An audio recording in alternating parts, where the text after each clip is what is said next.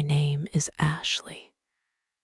And if someone had told me 10 years ago that I would give a part of my body to a stranger, that I would fall in love because of it, I would have smiled and said, that sounds like a movie. But sometimes real life writes stories even better than fiction, and this is mine. It started with a voice, not a face, not a person, just a voice, coming from the radio. It was January, and it was snowing. I was visiting my grandmother's house for the weekend. She always made hot tea with lemon, and she always left the radio on in the kitchen. That morning, I heard her and my mother talking. They were standing near the stove, whispering. "Did you hear that story?" my grandma asked. "That young man, he's only 25. He needs a kidney to survive." My mom sighed. "Yes, and his family, they've tried everything. But no one's a match." I stood there holding my cup of tea. I didn't say anything, but something inside me stopped. I don't know why that moment mattered so much. Maybe because the boy in the story, Danny, was my age. Maybe because I imagined how it would feel if my brother were in that situation. Or maybe it was something deeper, something I couldn't explain. Later that night, I went online. I searched everything I could find. Danny, electrician, kidney transplant, Ohio. It took hours, but I found him. A local blog had written about his story. I saw his photo, kind eyes, short hair, tired but smiling. There was an email at the bottom of the post. It belonged to his mother. And without thinking too much, I wrote. My message was simple. "Hi, my name is Ashley. I heard about your son's story. I have type O blood. I'm healthy. If you're still looking for a donor, I want to help." I didn't expect a reply. But the next morning, there it was. "Ashley, I don't know what to say. You're a stranger, but your words gave me hope. Thank you." Her name was Margaret. She was warm, polite, cautious, but open. We talked for days through email. I asked about Danny's condition. She told me he'd been on dialysis for over a year. His health was getting worse. He was losing weight, but still working, still smiling. No one in his family was a match. I talked to my doctor. I took blood tests. I went through medical evaluations. And when the results came back, they said, "You're a perfect match." I stood there in the clinic, holding the paper, and I smiled, not because I wasn't scared, but because I felt certain. People asked me, "Why would you do this for someone you've never met?" And I said, "Because he needs it, because I can, and because if I were in his place, I would want someone to do the same for me.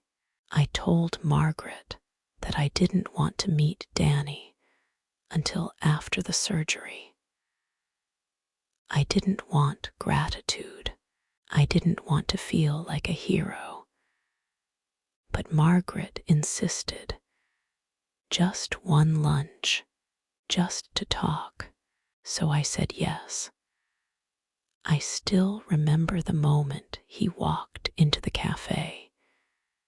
He was thinner than in the photo, a little nervous, but when he smiled, it was the kind of smile that makes the room feel warmer. He said, "Hi, I'm Danny." I laughed nervously. I know. We sat, we talked, and within 5 minutes, it felt like we'd known each other for years. He was kind, funny, soft-spoken, but thoughtful. We talked for 3 hours that day, and when we left, I wasn't sure what had just happened. But I knew one thing. I wasn't just giving my kidney to a stranger anymore. I was giving it to someone I cared about. The surgery was scheduled for April 17th, a Thursday. The night before, I couldn't sleep. I lay in bed, staring at the ceiling, my heart full of thoughts.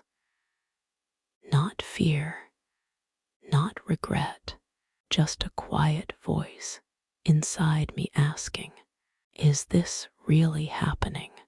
The hospital was cold and white, but everyone smiled. Danny's room was 2 doors down from mine. We still weren't talking directly, not much, but I heard his mother say, "He's been asking about you." When the nurse came to get me, I looked at my mom. She squeezed my hand.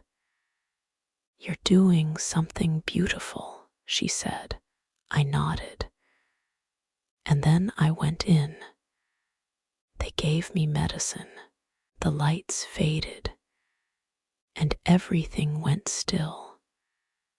When I woke up, the first thing I asked was, "Is he okay?" The nurse smiled. "Yes, the kidney is working." I closed my eyes, and for the first time in weeks, I let myself cry. I stayed in the hospital for a few days. My body hurt, but my heart felt light. Danny came to visit. He walked in slowly, carrying flowers. "I don't even know what to say," he whispered. "You don't have to," I said, but he sat down beside me, and we talked. About nothing. About everything. He told me he'd been scared too. He said he never expected someone like me to care. I smiled and replied, "I never expected someone like you to matter so much." We started texting, then calling, then meeting for coffee. I don't know when exactly it happened. Love isn't always loud. Sometimes it's quiet, like breathing. But one day he held my hand, and I didn't pull away. And just like that, something ordinary became something extraordinary. It was Christmas Eve. Danny invited me to dinner with his family. We wore sweaters and drank hot cocoa. His little cousins asked me questions. His mom kept hugging me. After dinner, we all sat around the tree. Danny stood up. His hands were shaking. He looked at me and said, "Ashley, you gave me life, literally. But more than that, you gave me hope. And now I want to give you something too." Then he got down on one knee. My heart stopped. "Ashley," he whispered, "will you marry me?" Everyone held their breath, and I just cried, not because I was surprised, but because deep down I had always hoped this moment would come. I nodded. "Yes," I said, and the room exploded in hugs and happy tears. We got married the following fall. Nothing fancy, just us, family, close friends, and a quiet kind of joy.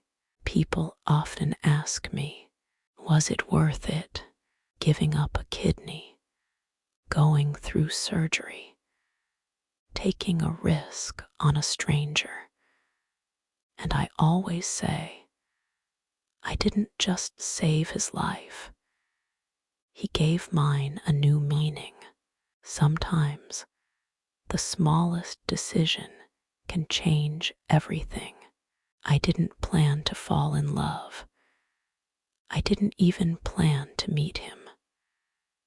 But kindness has a strange power. It opens doors we didn't know existed. And sometimes, if you're lucky enough, it leads you home. You never know where one kind act might lead you. Sometimes it leads to healing, sometimes to love, and sometimes to both.